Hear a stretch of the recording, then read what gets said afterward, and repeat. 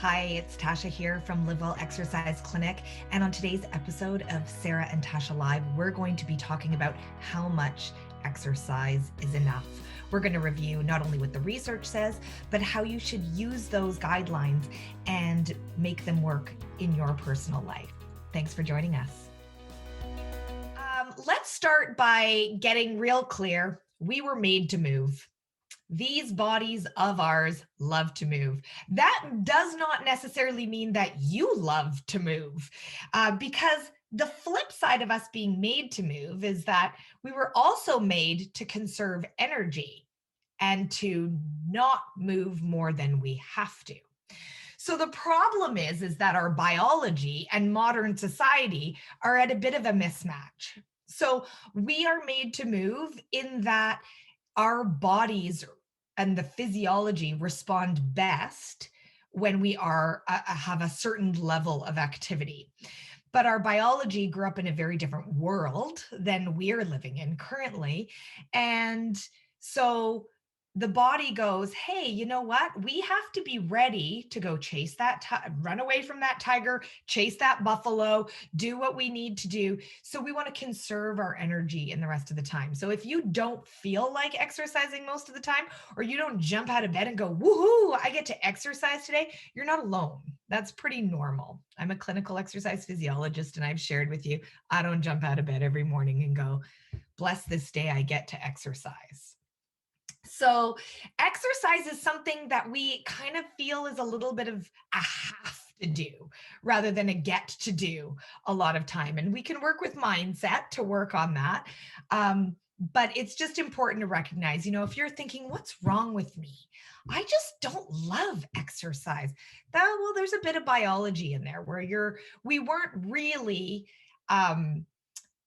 sort of raised genetically in an environment where we would go be on a treadmill or a stationary bike, but we were made to move. And unfortunately, modern society is now forcing us to exercise in order to stay healthy. So that's a little bit, we can make life harder by exercising, and that's best for our physiology. So I want to start this discussion by really nailing down that with exercise and a movement of any type, something is better than nothing.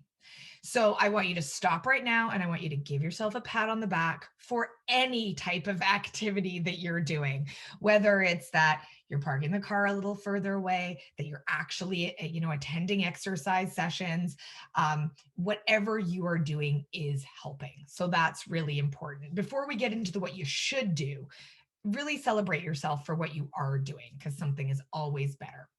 But exercise has a dose response relationship, or activity has a dose response relationship, meaning the more we do, the better result. And results might be the wrong word, but the outcomes that we see are better. And really, I'm going to almost guarantee that everybody on our call or listening to the replay does not need to worry about doing too much exercise. It's kind of like worrying about what would I do if I have too much money, right? Oh, darn, life would be tough. So yes, you can overtrain. Yes, you can exercise too much, but unless you're involved in some elite sport, it's probably not going to be an issue for you. So the more you do, the more you get out of your exercise. So that's a really important thing to note. So the guidelines and how do we figure out like how much should a human living in modern times actually be doing? And so what researchers do is they look to people who are leading more traditional lifestyles, like hunter-gatherer societies. And there are still a few that we can research and sort of go, how much are these people exercising or moving? Because for them, it's just their day-to-day or activities of daily living. And it appears that in hunter-gatherer societies, their exercise, they would be an equivalent of us exercising about an hour a day. So that sort of gives us an idea of how much activity we might need to move. but there's been a lot of research around this, and there are guidelines, both in Canada and the US, that describe and agree on how much exercise we should be aiming for health benefits. So you may need to get more or less for other benefits, but for health benefit, we should be sticking with the guideline of 150 minutes of moderate exercise per week. Moderate exercise is, you can kind of hold a conversation, but you can't sing show tunes kind of level of activity, right? So if you're singing in the rain while you're walking, then you'd probably need to step it up a notch. If the harder you exercise, it shrinks the amount of time. So that's a great tool for some people who go, hey, time is one of the biggest barriers to exercise. So I'm going to actually work a little harder, but I'm not going to work for as long. So 75 minutes per week of a more vigorous activity for adults would be the recommendation there. Now, of course, I'll throw in the caveat, probably not a good plan to go from being I don't do much of anything to I'm going to exercise vigorously for 20 minutes a day. For most people, that just leads to muscle soreness. You need a baseline of fitness before you really start ramping up your intensity. So starting with moderate exercise is definitely the best bet if you're somebody who's not exercising at all right now. So, and the other thing that they add on that is 2 days a week of resistance training, weight training, something where your body is pushing and pulling against resistance, whether that's your own body weight or it's a dumbbell or a machine or something where you're having to overload your muscles. And this is really important, especially as we age. We tend to lose muscle mass, and that has repercussions for our strength and balance, for our day-to-day function, and even for our metabolism. So sometimes people are really keen on, I'm going to be walking and I'm going to get all my exercise in on walking, but they kind of neglect that weight training portion. And it is really important, especially when we're looking at things like maintaining your metabolism during weight loss and things like that. So don't ignore the resistance training. So, we said that's for health benefit, and the research sort of suggests that by doing that level of exercise, you can decrease your risk of premature death. Again, we're not trying to live forever. We're trying to live well during the years that we have, but it will decrease that risk of premature death by about 50%. And it can decrease your risk of heart disease, things like Alzheimer's, some of the cancers by anywhere to 30 to 50%. So it's a compelling reason to get moving. I have a family member who I will remain nameless, who not very active, had some metabolic disease. And I would say, you just gotta get moving. And they would say, I just want to live like this and just go out in a massive heart attack. That was their plan.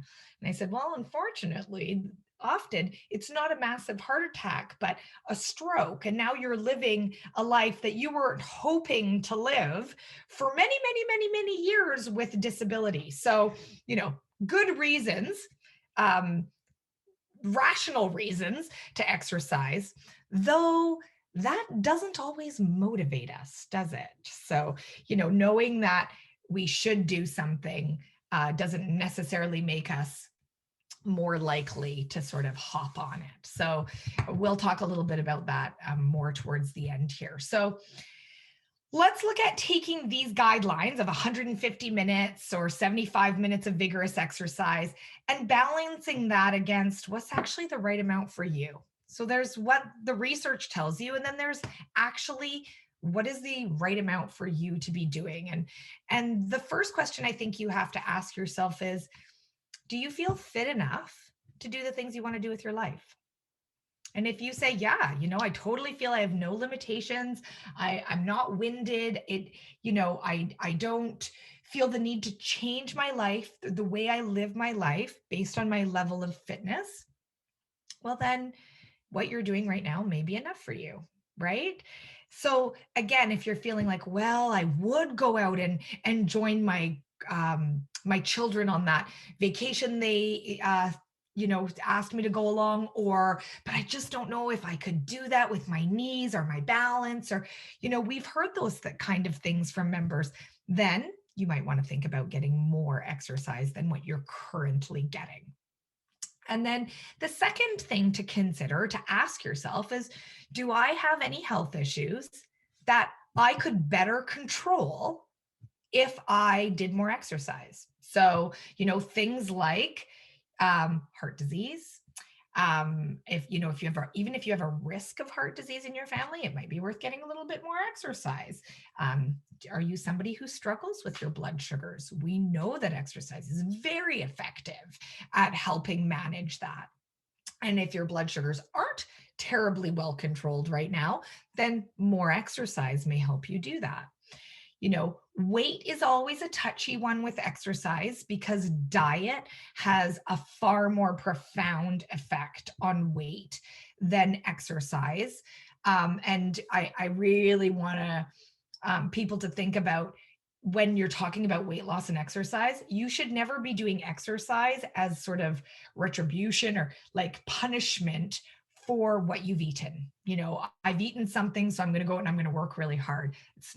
It doesn't work well in that capacity. But certainly getting that weight training in, helping maintain your lean muscle mass, those are all important things we can do for good body composition. So thinking about, would more exercise actually benefit my health? And, not only right now, but also in the future, right? Because a lot of the things that we see add up over time are diseases of lifestyle that sort of creep up as we get older. And one of the things that we can do when we are younger is to keep our bodies healthy, keep our metabolic health healthy, and we're less likely to see some of those problems down the road. So the other thing is to think about is, well, how much are you able to do?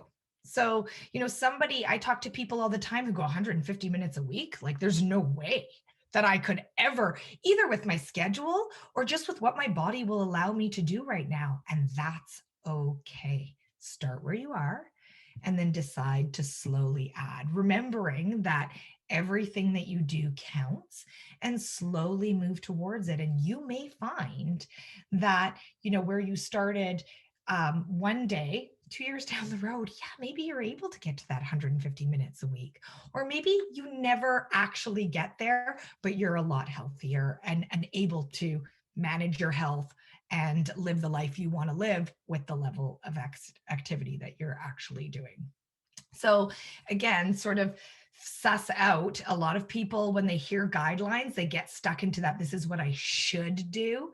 Don't worry about what you should do. Worry about where you are and what is the next best step for you. And you'll be able to grow that level of activity over time. And then the last thing I want you to think about is, how much exercise is going to give you joy, right? We don't want to be a slave to it. And I see Pat laughing there. Exercise, joy, are those even going together? Sure, they can. So I talk to people all the time who are like, I hate exercise, but I love coming to live well, right? Or I hate running, but I really enjoy going for a walk in the forest, right? So finding a level of activity and activities that help you find joy, I think, is really important for just being able to keep it up over the long term. It's just a really important part of it. So, if you feel like, oh, this is just one more thing on my plate and I'm being completely overwhelmed by it, well, then maybe scaling back a little bit will reduce your stress level quite a bit and be the best choice for you. I know that that's a really slippery slope, because it's very easy to go, well, no level of exercise is bringing me joy, right? You got to find that balance in there. But I know for myself, I'll take yesterday as an example.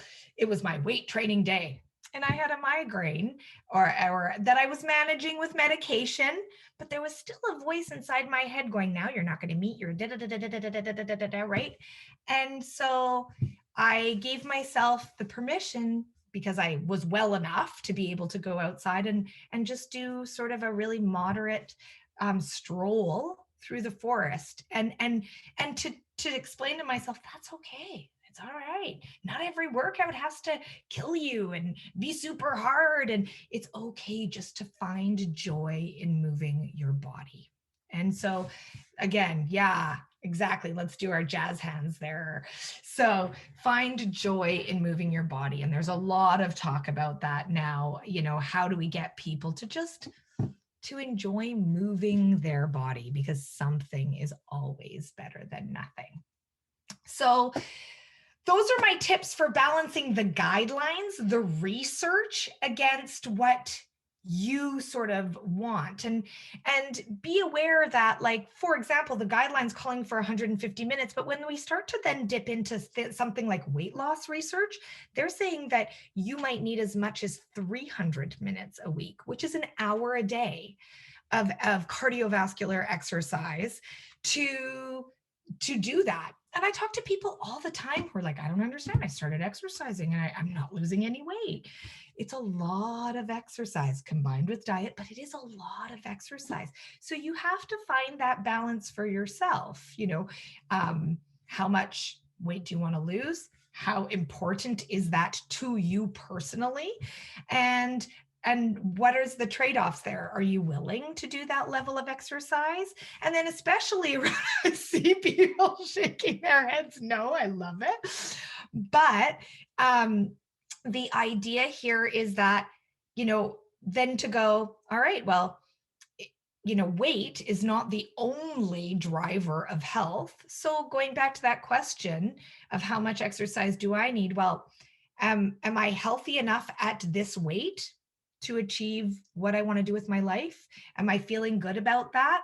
And remembering we're all tangled up in weight. Weight is not the only determinant of health. So just because you're carrying extra weight does not mean you're necessarily unhealthy. So that's a conversation that you can have with your doctor. Doctors also have their own biases about weight. So really important when you're talking to your physician to know that sometimes doctors just throw out that, well, if you lost weight, your knees would be better.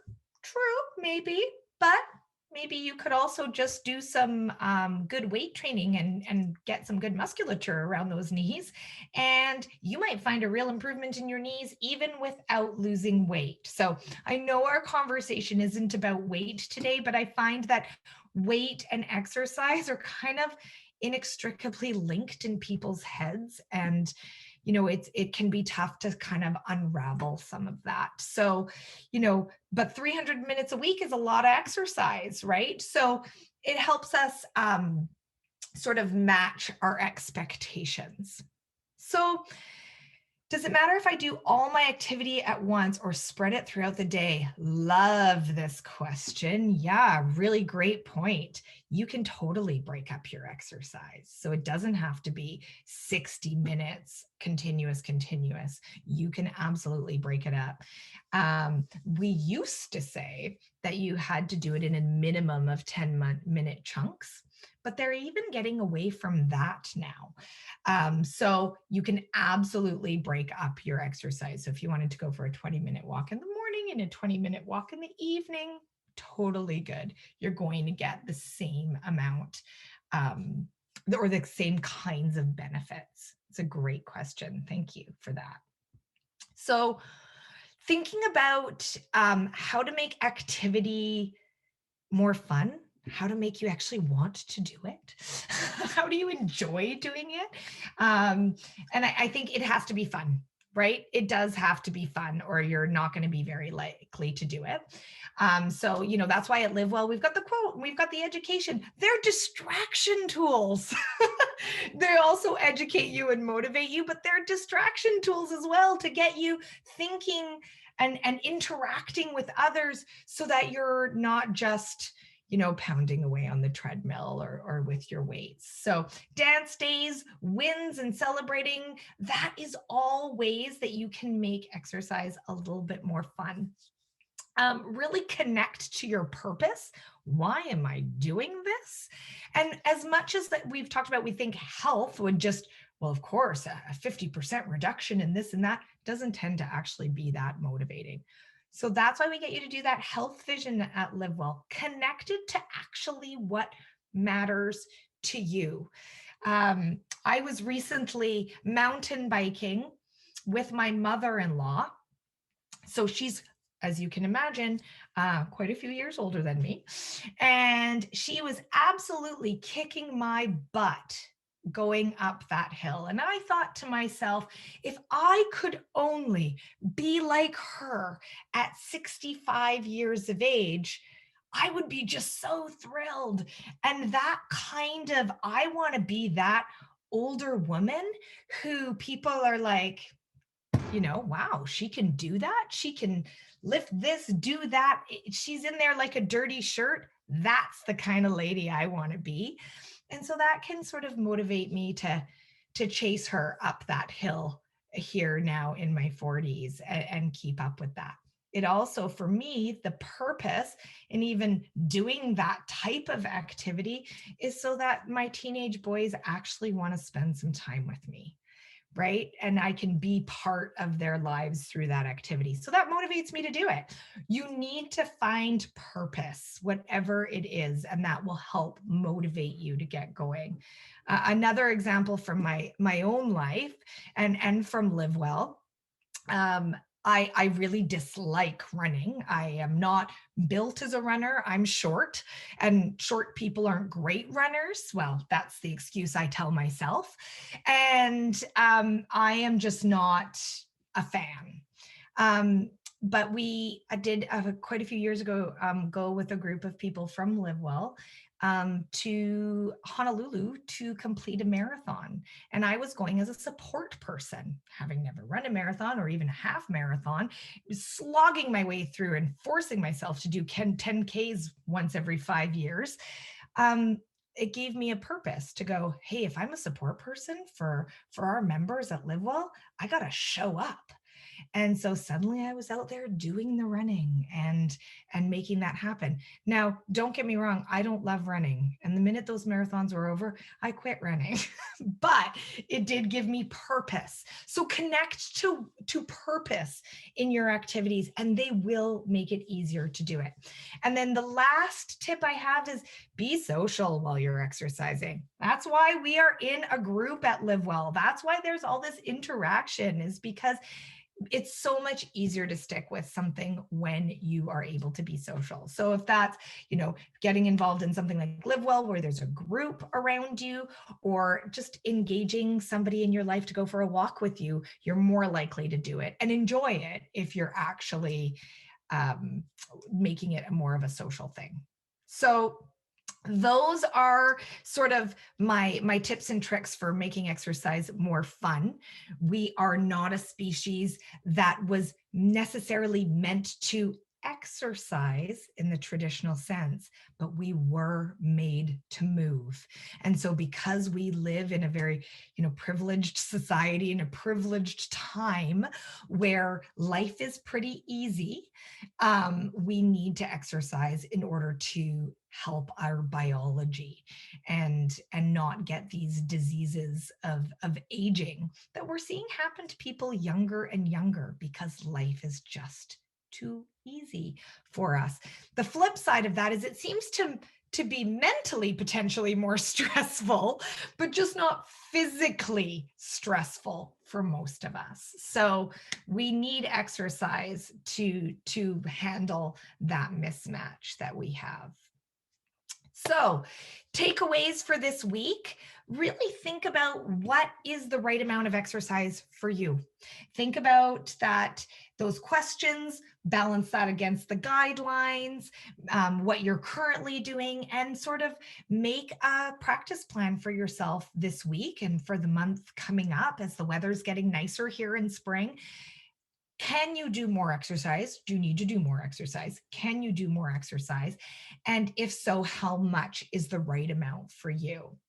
My second thing is to just remember from last week, Sarah and I talked about 5 habits that you should be doing every day. And one of them was move, but we were really specific about moving by we meant breaking up sitting time. So continue to do that.